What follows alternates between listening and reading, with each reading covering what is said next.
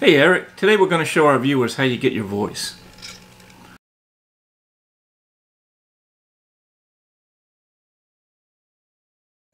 I come from you. Yeah, that's true, but how do you know the difference between your voice and mine? Because I don't have the voice of an idiot. No, I mean, what makes your voice different? The pitch. That's right, the pitch. But what is pitch? Pitch is how high or low a sound is. Well, you know, size affects pitch. That's why really big people like Andre the Giant might have a really low voice, or why a violin has a really high pitch, but a bass fiddle has a really low pitch. Well, actually, Eric, if you think about it, the A on your keyboard, that actually has a frequency of about 440 cycles per second, or 440 hertz.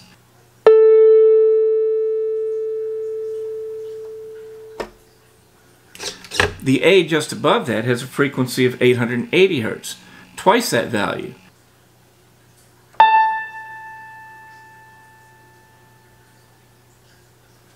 The A below the A that's above middle C has a frequency of 220 hertz, or about half the value.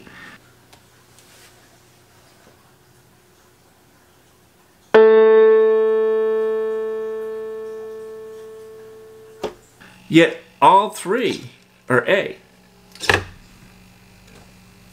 Ironically, because there was no way to measure frequency accurately prior to the 20th century, great composers like Bach or Beethoven or Mozart probably wrote their symphonies using an A reference note as 432 hertz. Bach did not write any symphonies, you idiot. He was a Baroque composer. You get the point. So this difference between music that was old and music that's new has led to a lot of really crazy conspiracy theories. Stop that, Eric. So Eric, knowing this, how do we get your voice? We take an idiot voice, lower the pitch, and you get a manly, genius voice. Creating Eric's voice is really pretty easy. But first you're going to need a piece of freeware called Audacity. Begin by just going to your web browser of choice and type in the word Audacity.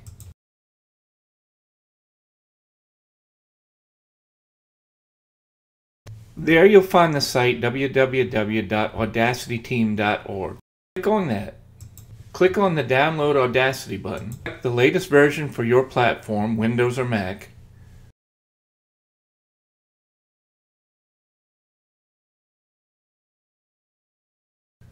And once the software is loaded, just click on the Audacity icon to start it on your computer.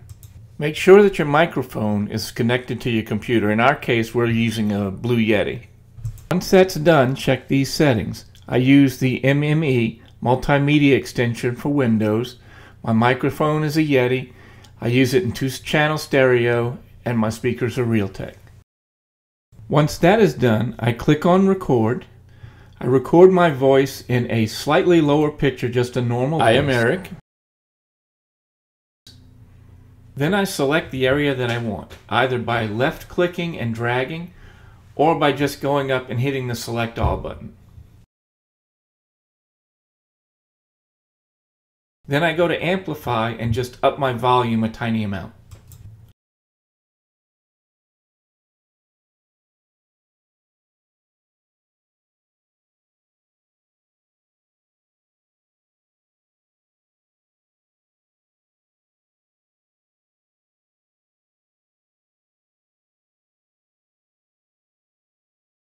I check my volume to make sure it's not peaking.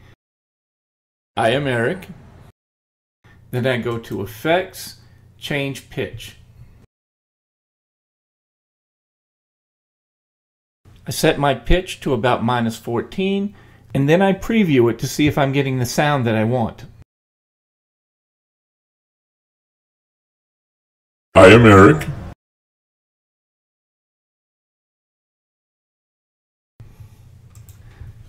If the sound isn't low enough, I simply readjust it, go to -19, check the preview, and see if that's low enough for me.